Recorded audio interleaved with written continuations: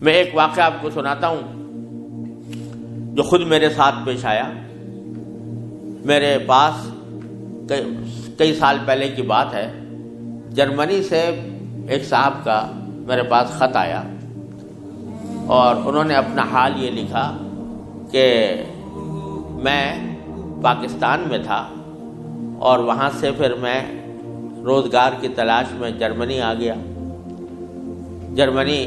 جب آیا تھا تو اس وقت دین کا کوئی احساس میرے دل میں نہیں تھا، دین کی کوئی فکر میرے دل میں نہیں تھی. میں صرف دنیا کمانے کے لیے جہاں پر آ گیا تھا تو نہ اپنے دین کی کچھ خبر تھی، نہ معلومات تھی، نہ اس پر عمل تھا. لیکن یہاں پر رہتے رہتے میں نے ایک کرسچن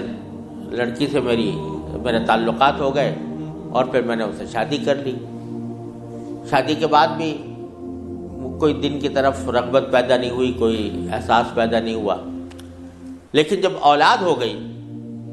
اور اولاد ذرا نشو و نما پانے لگی، ذرا سی وہ سمجھدار ہونے لگی، تو اس وقت میں نے دیکھا کہ میری کرسچن بیوی وہ اولاد کو کرسچینٹی پڑھا رہی ہے اور کرسچینٹی کی تعلیم دے رہی ہے. تو اس وقت میرے دل کا اندر کا سویا ہوا مسلمان جاگا کہ یہ میری اولاد ہے اور یہ کرسچن بننے جا رہی ہے، میری بیوی اس کو کرسچینٹی پڑھا رہی ہے. تو میں نے اپنی بیوی سے کہا کہ تم اس کو یہ کرسچینٹی مت پڑھاؤ. بیوی نے کہا میں کیوں نہ پڑھاؤں، یہ میری بھی اولاد ہے اور میں اس کو حق سمجھتی ہوں تو اپنی اولاد کو بھی ویسے ہی بنانا چاہتی ہوں. میں نے کہا نہیں، کرسچینٹی حق نہیں ہے، اسلام برحق ہے.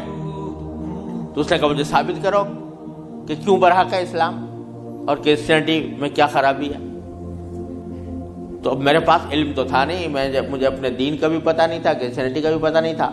لہذا جب وہ بات کرتی تو میں اس کا جواب دینے کے لیے کی پوزیشن میں نہیں تھا، اس کے سوالات کا جواب نہیں دے سکتا تھا، اس کے اعتراضات کا جواب نہیں دے سکتا تھا. تو میں اس مشکل میں ہوں کہ میری اولاد وہ میری بیوی کی تعلیم و تربیت کے نتیجے میں کرسچن بننے جا رہی ہے اور میرے دل پر آرے چل رہے ہیں، میں کچھ کر نہیں سکتا. تو آپ مجھے کوئی طریقہ بتائیے. یہ خط میرے پاس آیا تو میں نے اللہ تبارک و تعالیٰ سے دعا کی کہ اللہ کوئی ایسی تدبیر اس دل میں ڈال دیجیے کہ جس سے اس بیچارے مسلمان کی مشکل حل ہو. تو میں نے اس کو لکھا کہ ایک تو میری کتاب ہے واٹ از کرسچینٹی کے نام سے، جس میں کرسچینٹی کے بارے میں تفصیل ہے. تو وہ کتاب میں نے بھیجی اور ساتھ میں اس سے کہا کہ آپ اپنی بیوی سے بحث کرنا بند کر دیں، کیونکہ بحث کرنے سے کچھ فائدہ نہیں ہوگا. آپ کو خود معلومات نہیں ہے اور بحث کرنے سے ویسے بھی فائدہ نہیں ہوتا. جب بحث مباحثہ شروع ہوتا ہے تو ہر ایک آدمی چاہتا ہے دوسرے کو زیر کر دے، اس سے کوئی خاص فائدہ نہیں ہوتا. تو آپ بحث کرنا تو بند کر دیں، البتہ ان کو دو باتوں پر آمادہ کر لیں. ایک بات تو یہ کہ اس سے یہ کہیں کہ بھئی خدا کو تم بھی مانتی ہو اور میں بھی مانتا ہوں، اور یہ بھی مانتی ہو کہ خدا سے دعا کی جاتی ہے، تو آؤ ہم دونوں بیٹھ کر یہ دعا کریں، اکٹھے بیٹھ کر یہ دعا کریں کہ یا اللہ اگر اسلام برحق ہے تو ہمارا سینہ اسلام کے لیے کھول دیجئے، اس پر عمل کی توفیق عطا فرمائیے،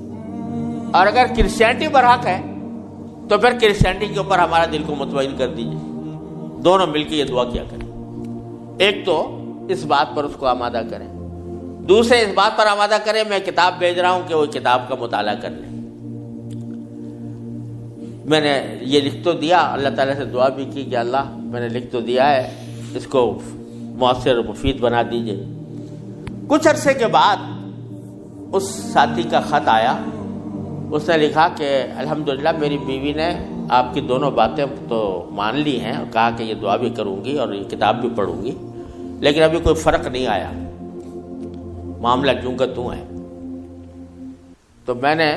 پھر ان کو خط لکھا کہ آپ گھبرائیں نہیں اور اس عمل کو جاری رکھیں، دعا کرتے رہیں، تو گھبرائیں نہیں. اس کے کچھ عرصے کے بعد ان کا خط آیا میرے پاس. اس میں انہوں نے لکھا کہ عجیب و غریب واقعہ ہو گیا وہ یہ کہ میری بیوی وہ کسی جگہ کوئی ڈگری کورس کر رہی تھی، اس سلسلے میں یونیورسٹی گئی، اور یونیورسٹی سے واپس آتے ہوئے ہم دونوں واپس آ رہے تھے، وہ گاڑی ڈرائیو کر رہی تھی، میں اس کے برابر میں بیٹھا ہوا تھا، تو اچانک اس نے گاڑی ایک جگہ روک کر اور اس نے اپنا سر اسٹیئرنگ کے اوپر جھکا لیا اور بے تحاشا رونے لگی۔ میں سمجھا کہ خدا نہ کرے اس کے اوپر کوئی دل کا دورہ پڑا ہے یا کوئی تکلیف ہوئی ہے، تو میں پریشان ہوا۔ میں نے پوچھا کیا بات ہے، تو روتے روتے اس سے بولا نہیں جا رہا تھا۔ بمشکل جب میں نے بار بار پوچھا تو اس نے ایک جملہ کہا کہ میں اور کوئی تکلیف نہیں ہے، بس مجھے تم مسلمان بنا، اسلام میں قبول کرنا چاہتی ہوں۔ کہتے مجھے اپنے کانوں پر اعتبار نہیں آیا کہ یہ وہی عورت ہے کہ جو اتنی شدت کے ساتھ مجھ سے بحث کیا کرتی تھی، اور اب یہ کری کہ میں نے کیا کہا، تو بار بار میں نے اس سے پوچھا تو اس نے کہا کہ نہیں، میں سچ کہہ رہی ہوں کہ مجھے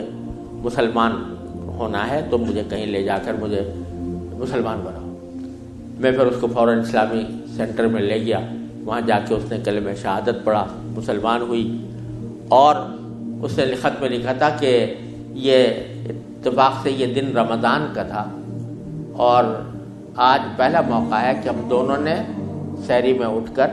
ہم دونوں نے اکٹھا روزہ رکھا ہے، اور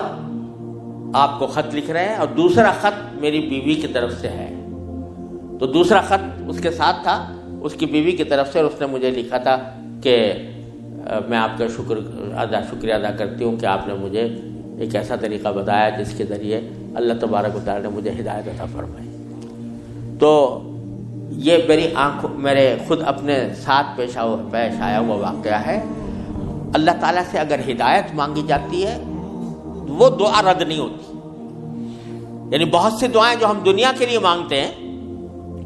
کہ یا اللہ ہمارا روزگار لگ جائے، ہماری دولت میں اضافہ ہو جائے، اس میں ضروری نہیں کہ اللہ تبارک و تعالیٰ وہی چیز دے دیں جو آپ نے مانگی ہے، اس لیے کہ بعض اوقات اللہ تعالیٰ کے علم میں ہوتا ہے کہ یہ چیز اس کو دیں گے تو اس کے لیے نقصان دہ ہوگی،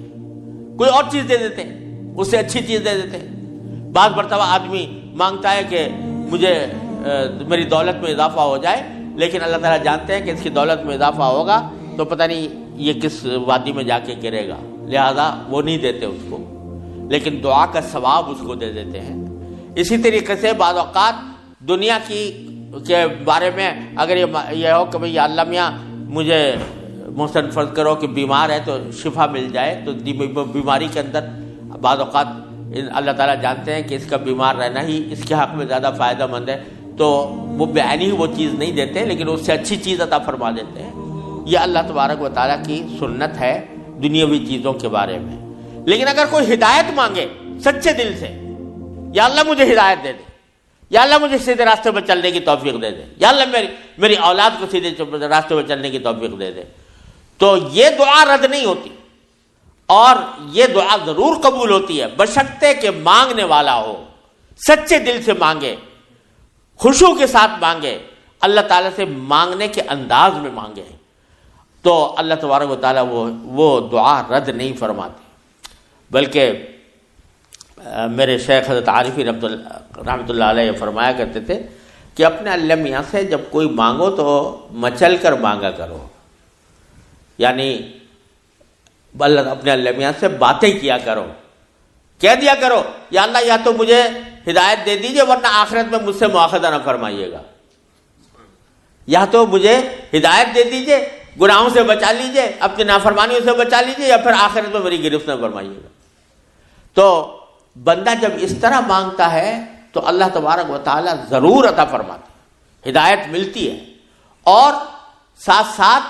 یہ کہ وہاں پر آپ کے لیے ایک عذر ہو جاتا ہے کہ یا اللہ میں نے تو آپ سے مانگا تھا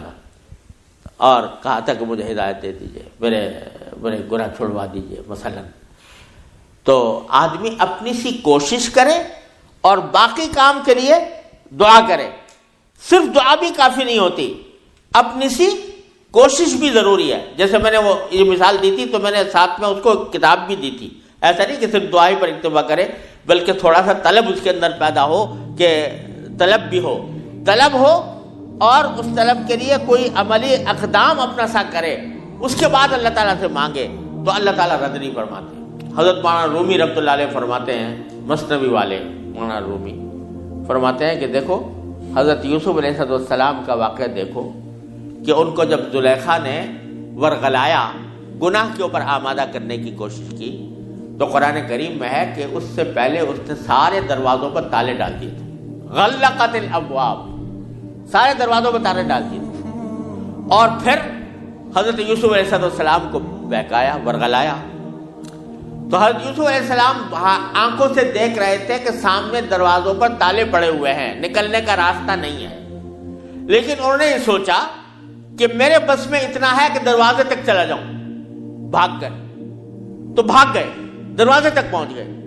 اور وہاں جا کے مانگا اللہ تعالیٰ سے کہ یا اللہ یہاں تک پہنچنا تو میرا کام تھا، آگے دروازے سے باہر نکالنا اور اس گناہ سے مجھے بچانا آپ کا کام ہے۔ تو نتیجہ یہ ہوا کہ دروازے کے تالے ٹوٹ گئے اور داخل۔ تو مولانا رومی فرماتے ہیں کہ گرچہ رکھنا نیست عالم را پدید، خیرہ یوسف وار می باید دوید، اگرچہ تمہیں اس دنیا کے اندر تمہیں کوئی راستہ نظر نہیں آ رہا، گناہوں سے بچنے کا،